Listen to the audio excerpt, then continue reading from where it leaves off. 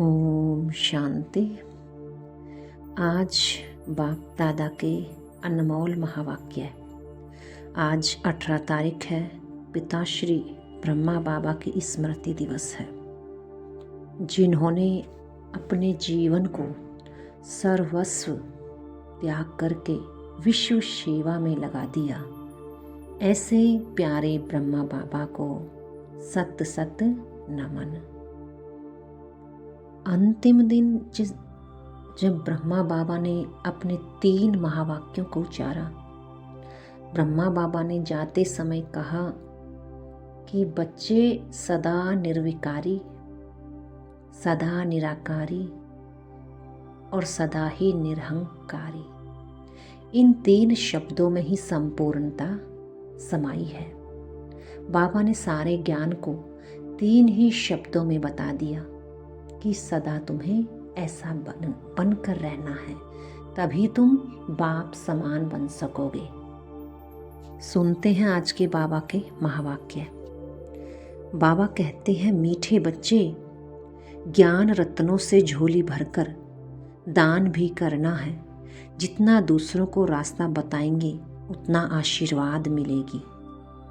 जो भी बाबा हमें ज्ञान की समझ हमारी बुद्धि रूपी झोली में देते हैं, उतना ही हमें दूसरों को भी देना है, क्योंकि ये ज्ञान ऐसा है कि बाबा को याद करने से फिर से बुद्धि रूपी झोली भर जाएगी। अगर स्थूल झोली की बात करें कि हमारे पास है ही इतना, अगर हम दूसरों को देते हैं तो वो बढ़ता ही नहीं, कम हो जाता है। लेकिन यहाँ कौन सा दान बाबा सबसे अच्छा दान बताते हैं कि जो भी बातें तुम्हें बाबा बताते हैं वो तुम दूसरों को बताओ, अर्थात अपना कल्याण करके दूसरों का कल्याण करो। तो बाबा कहते हैं दूसरों की आशीर्वाद मिलेगी, क्योंकि जब दूसरों का भला होना शुरू हो जाएगा तो वो दुआएं देंगे और दुआएं तुम्हारा आशीर्वाद बन जाएंगी। बाबा कहते हैं, मीठे बच्चे, तुम्हें बस यही बात पक्की याद रखनी है कि हमें शिव बाबा पढ़ाते हैं। ब्रह्मा मुख का आधार जरूर है, लेकिन ज्ञान शिव निराकार परमपिता परमात्मा का है। ये बात हमें सदा पक्की याद रखनी है, क्योंकि शिव बाबा खुद तो कोई कार्य करके दिखला नहीं सकते। उन्हें शरीर का आधार जरूर चाहिए, क्योंकि कर्म शरीर करता है। इसलिए उन्होंने ब्रह्मा बाबा को अनुभवी के रूप में प्रेजेंट किया है कि मैं इस मुख का आधार लेकर तुम्हें कर्मों का ज्ञान भी देता हूँ और सर्वशक्ति सर्वगुणों का भी ज्ञान देता हूँ। इसीलिए संसार में गायन है कि गुरु बिन ज्ञान नहीं। लेकिन गुरुओं का भी गुरु कौन है? एक निराकार शिव बाबा। सबसे बड़ा सतगुरु तो हमारा वही है। इसलिए ब्रह्मा ने भी आकर के कौन सी बात हमें बताई कि तुम्हें अब उस निराकार सतगुरु को याद करना है। गुरुओं को भी बनाने वाला वही एक परम सतगुरु, परम शिक्षक, परम पिता परमात्मा शिव है। उन्हीं को सद्गति दाता कहा जाता है, यानी सबकी बुद्धि को सद्गति की तरफ ले जाने वाले यही एक शिव बाबा है। बाबा कहते हैं, तुम्हें अब कांटों से फूल बनना है, यानी अपने कर्मों से किसी को भी दुख नहीं देना। दुख देना माना कांटा चुभो देना। तो बाबा कहते हैं तुम्हें फूल बनना है, और जितना तुम शिव बाबा को याद करोगे उतना तुम फूल बनते जाओगे। बाबा कहते हैं क्रोध भी बड़ा कांटा है, अहंकार भी बहुत बड़ा कांटा है। ये सब विकार क्या हैं? एक एक कांटा है। और जब हम इनको अपने कर्म रूपी स्वरूप में लाते हैं तो ये बहुत बड़ा हो जाता है। जब तक मनसा में है तो ये कांटा दिखाई नहीं देता, लेकिन जब हम कर्म में आते हैं तब ये कांटा बहुत जोर से लगता है। इसलिए बाबा कहते हैं मनसा में आएगा तो तुम्हारे कर्मों में ज़रूर आएगा। इसलिए तुम अपने मन को ही मुझ में लगा दो, ताकि तुम कांटे से फूल बन जाओ और तुम्हारे हर कर्म भी सुखदायी बन जाएं। बाबा कहते हैं बच्चों, तुम्हें पारलौकिक बाप से यानी परे से परे रहने वाले बाप से अविनाशी वर्षा मिलता है। इस दुनिया का वर्षा बाबा आकर हमें नहीं देते हैं, हमें कौन सा वर्षा देते हैं? हमारे अंदर की खोई हुई शक्तियों को जगा देते हैं, हमारे अंदर गुणों को जागृत कर देते हैं, जो कि हमारे आत्मा के साथ पुनर्जन्म में भी जाते हैं, वो ख़त्म नहीं होते। इसलिए कहते हैं आत्मा के साथ तो उसके किए हुए कर्म ही जाते हैं।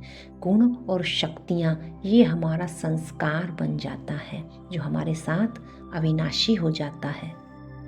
इसीलिए हमें अपने संस्कारों को परिवर्तन करने का अभ्यास, प्रैक्टिस अभी से शुरू करनी है, क्योंकि ये कोई थोड़े समय के अभ्यास की बात नहीं है, इसमें पूरा जीवन लग जाता है। इसलिए जितना हो सके अपने गुणों और शक्तियों को अपने जीवन में लाने का अभ्यास करें। अपने आप को बार बार पक्का कराएं कि मैं तो हूँ ही शांत आत्मा, मैं तो हूँ ही प्रेम से भरी हुई आत्मा। जब ऐसे ऐसे अपने मन को हर समय पक्का कराएंगे तो वो एक दिन आपका संस्कार पक्का हो जाएगा और फिर कर्म में भी वही संस्कार दिखाई देगा।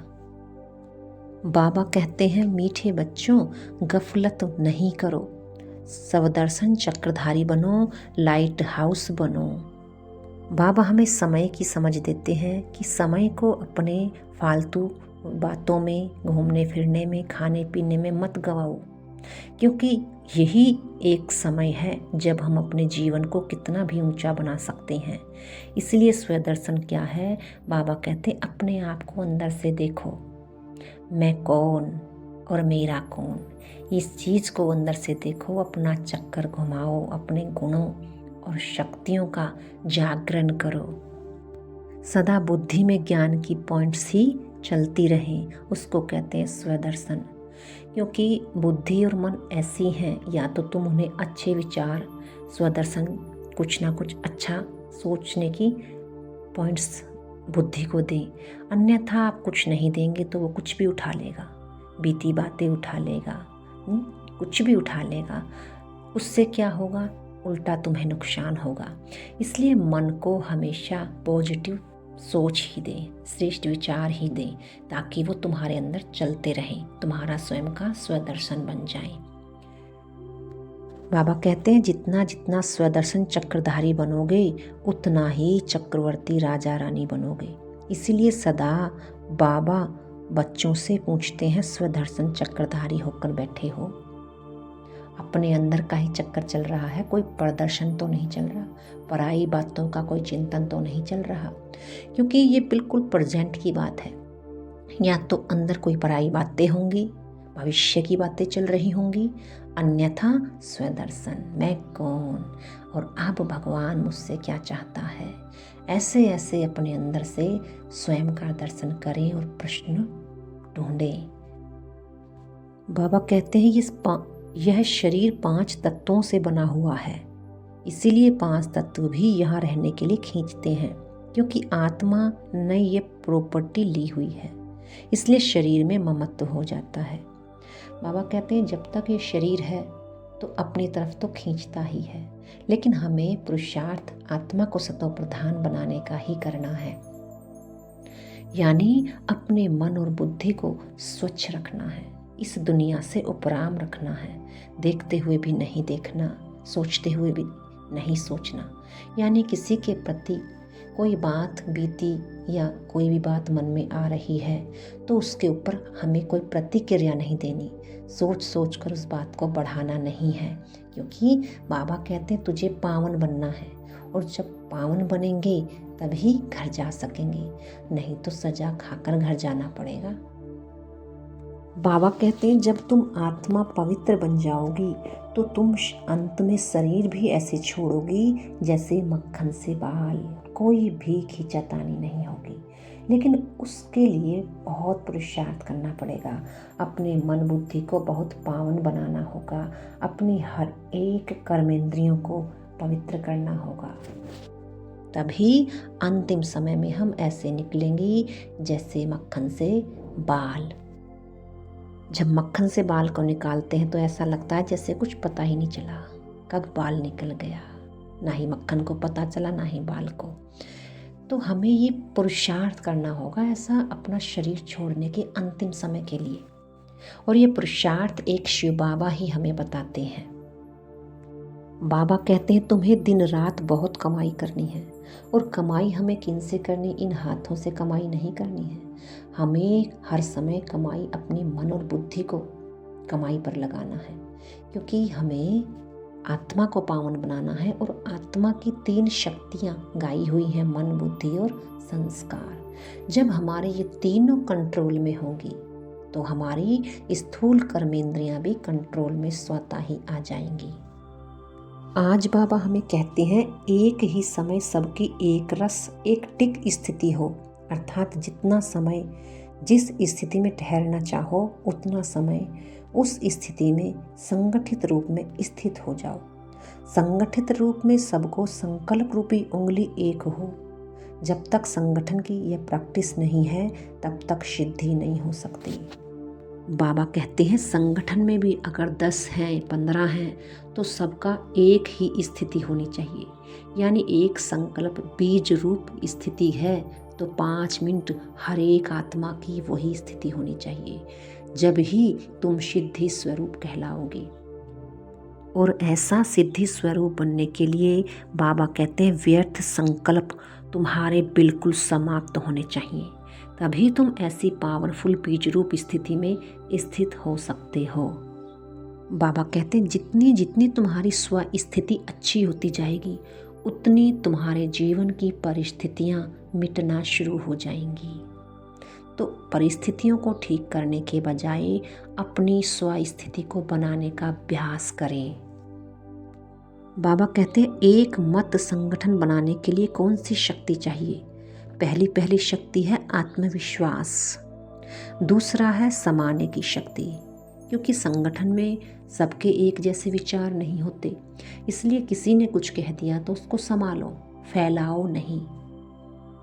क्योंकि अगर हम किसी की बात को फैलाते हैं तो वो और ही बिगड़नी शुरू हो जाती है, क्योंकि फैलाने का कार्य प्रकृति बहुत ही तेजी से करती है। किसी ने मुख से कहा और दूसरे को पता चला, तीसरे को पता चला, वो ही वाइब्रेशन चारों तरफ फैलने शुरू हो जाते हैं, यानी हवा के द्वारा चारों तरफ अपने आप फैल जाते हैं। इसीलिए तो कहा गया है प्रकृति को भी अशुद्ध तमो प्रधान बनाने वाले कौन है? मनुष्य आत्माएं, क्योंकि मनुष्य आत्माएं की मन बुद्धि बिगड़ी और उनके वाइब्रेशन बिगड़े और वाइब्रेशन से वायुमंडल बना और वायुमंडल से ही प्रकृति बनी। प्रकृति भी आज दूषित क्यों है? क्योंकि हमारे गंदी सोच गंदे कर्म प्रकृति को बिगाड़ रहे हैं। इसलिए कहा गया है चढ़ती कला तेरे बहाने सर्व का भला, यानी जब एक मनुष्य आत्मा की भी चढ़ती कला हो जाती है तो उससे अनेकों की चढ़ती कला होती है, और अनेकों की चढ़ती कला होती है तो और भी अनेकों को वो चढ़ती कला में ले जाता है, और एक दिन प्रकृति भी चढ़ती कला में चली जाती है। इसीलिए तो सतयुग में देवताएं भी चढ़ती कला में होते हैं और प्रकृति भी सतो प्रधान होती है। कोई भी दुख की बात नहीं होती। वो इसी समय तपस्वी आत्माएं, योगी आत्माएं उस कार्य को कर रही हैं।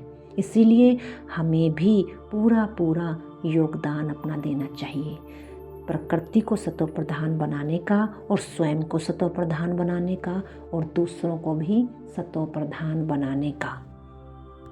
बाबा कहते हैं बीती हुई बातों को और बीते हुए संस्कारों को कभी भी अपने आज पर नहीं मिलाना चाहिए, क्योंकि अगर आप बीती बातों को अपने आज में लाओगे तो आपका आज भी खराब हो जाएगा।